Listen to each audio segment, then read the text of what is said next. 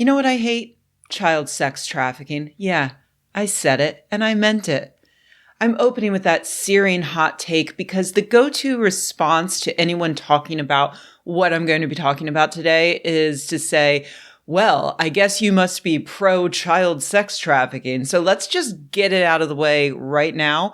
I am anti-sex trafficking in general. So yeah, you've probably guessed by now, today we're talking about 2023's biggest summer blockbuster, Sound of Freedom, starring Jim Caviezel as real-life person Tim Ballard, founder of the anti-trafficking charity Operation Underground Railroad. And as an aside, you should always see a red flag whenever someone uses Underground Railroad to mean anything other than the network of safe houses used by African Americans to escape slavery during the Civil War. Yes, even feminists who talk about setting up an underground railroad to provide abortions to women, get a new phrase. That one exists. It exists for a very good reason. Let's just come up with something else. Anyway, Sound of Freedom tells the supposedly true story of Ballard rebelling against his bosses at the Department of Homeland Security in order to fly a team of operatives to Colombia to rescue a child abducted by anonymous rebels who forced them into sex slavery. The movie's getting pretty good reviews, racking up a 75% score on Rotten Tomatoes and a 100% audience score, despite a relatively small budget. I mean, it even beat out the recent Indiana Jones after Indiana Jones had already been in the theaters for several days. But still pretty impressive for a smaller budget film. All that said, I'm not planning to see this one in the theaters for a few reasons. Number one, because my month is already packed with a lot of movies. I mean, there's Indiana Jones. I have to. My dog is named after his dog, you know. There's Oppenheimer, there's Barbie, there's a lot of, important cinema to see. And second, no matter how good this movie may be, I'm disgusted by the true story behind it, and I don't want to give my precious money to awful people. Now, if you're aware of my channel's usual content, you might guess that the awful people that I'm referring to are QAnon conspiracy theorists. After all, the QAnon cult has been laser focused on accusations of child sex trafficking and abuse for many years now. Pizzagate happened back in 2016. That was when alt-right conspiracy theorists claimed that high-level Democrats like Hillary Clinton were operating a vast network of child sex rings, one of which was in the basement of a pizzeria in Washington, D.C. Also, apparently, Hillary Clinton ritually slaughtered a child. There was a lot happening in that. And sure enough, there are loads of conspiracy theorists who are super excited about this movie, to the point that they're even making up new conspiracy theories about the movie. The alt-right thinks that AMC Theaters, for instance, is behind a massive campaign to stop them from seeing this movie. I mean, if I were a national chain of movie theaters that didn't want people to see a particular movie, I would simply not show that movie in my national chain of movie theaters. But QAnon thinks that instead AMC is screening the movie, but then faking emergency evacuations in the middle of it, or canceling it and refunding tickets because the air conditioning isn't working, even though it probably is working. So, and despite Operation Underground Railroad, or OUR as it's known, having previously disavowed QAnon conspiracy theories, hello, gentle viewer, I apologize for the very sudden interruption, but this is post-production, Rebecca, and I have to share something incredible.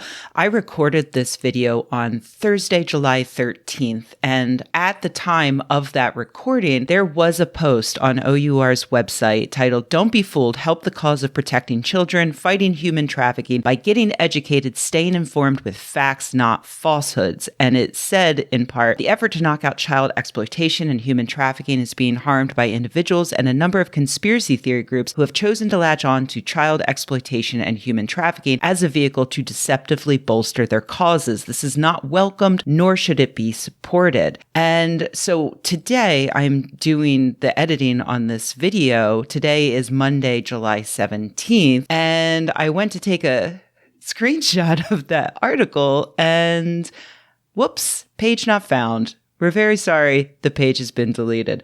So I guess they changed their mind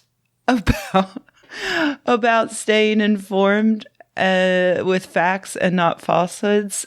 So I don't know. Maybe they've decided the conspiracy theories do help their cause after all, or at least it helps with the box office numbers. Anyway, back to the video. Some critics do think that Sound of Freedom seems to intentionally leave it up to the audience to determine who in the United States is funding this $150 billion child trafficking industry. As Charles Bramesco writes over at The Guardian, the first rule of QAnon, you don't talk about QAnon where the normals can hear you. But hey, a good movie's a good movie, and honestly, if Sound of Freedom were getting better reviews from outlets that I trust, and if that was all there was to it, a few QAnon kooks, I'd probably carve out time to see it. But that's not all there is to it. You see, OUR is, as far as I can tell, a horrific organization that is not only not solving the problem of child sex trafficking, but is very possibly making the problem worse. Ballard founded OUR in 2013 and has claimed that in the years since, they have rescued thousands of trafficked children and young women around the world by literally raiding the areas where they're held captive and dragging them to freedom. OUR claims to be staffed by former CIA, past and current law enforcement, and highly skilled operatives. But several Vice News exposés have revealed that the organization is actually an amateurish operation full of unskilled real estate agents more concerned with looking like cinematic badasses than actually stopping the child sex trade. One man described the training he got from OUR, which included taking a random object and trying to sell it back to his fellow trainees, which is an exercise for people in sales. Also doing a scavenger hunt around a city and watching that old Psychology 101 Spot the Gorilla video with the people passing the basketball around. He also took a psychological exam in which a fellow trainee told him to just mention God to get past it.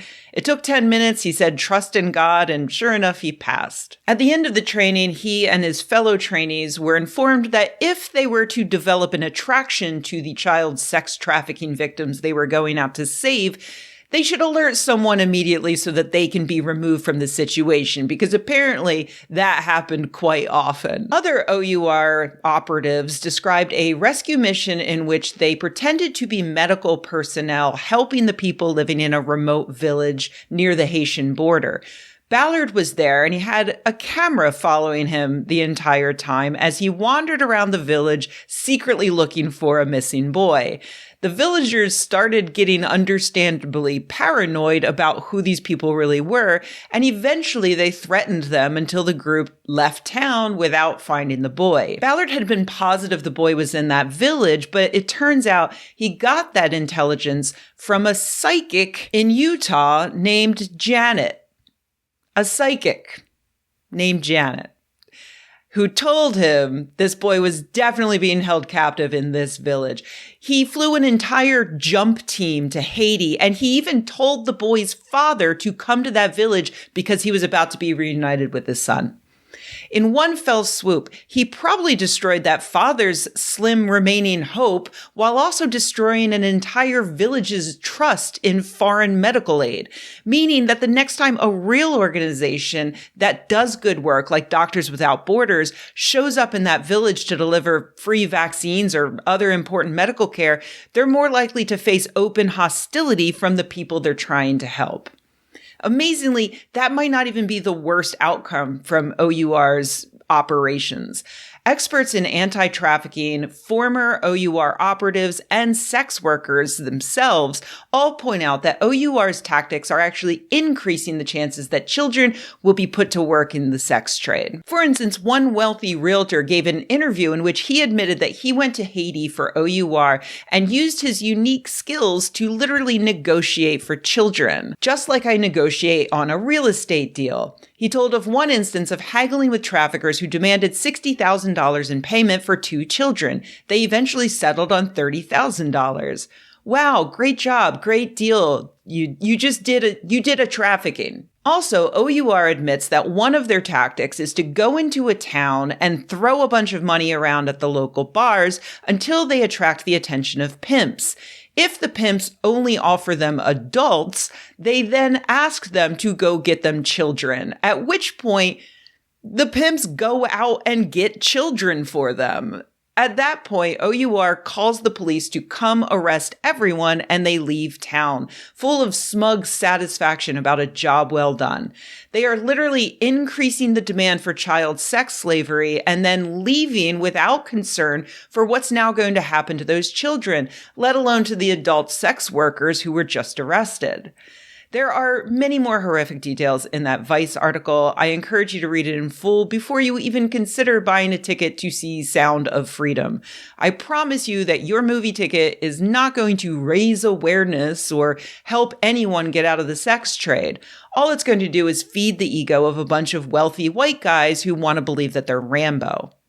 I actually have a good friend who has worked in the anti-trafficking space for some time, and I asked him if he could recommend a better organization that's working to stop trafficking. And he pointed out that even the best NGOs are problematic in terms of sometimes actually harming sex workers, those who are there both voluntarily and involuntarily. So instead of recommending that you give your money to one of those, I'm just going to default to the Vice article again. They cite an organizer with Empower, which is a nonprofit that provides support to sex workers in Thailand, and it's run by Thai sex workers. And that organizer says to think about support for us all to be more secure and able to defend ourselves. Scholarships, apprenticeships, family payments for mothers, support for teenagers who have left home. Because it's the same in Thailand and elsewhere as it is here in the United States. Real positive change rarely occurs due to action hero stunts. It happens thanks to boring, tireless work on the ground to improve everything surrounding the problem that you want to address. Child sex trafficking will only end when we provide everyone with safe homes and education and income and food and healthcare. It might not make a good movie, but it sure makes for a great society.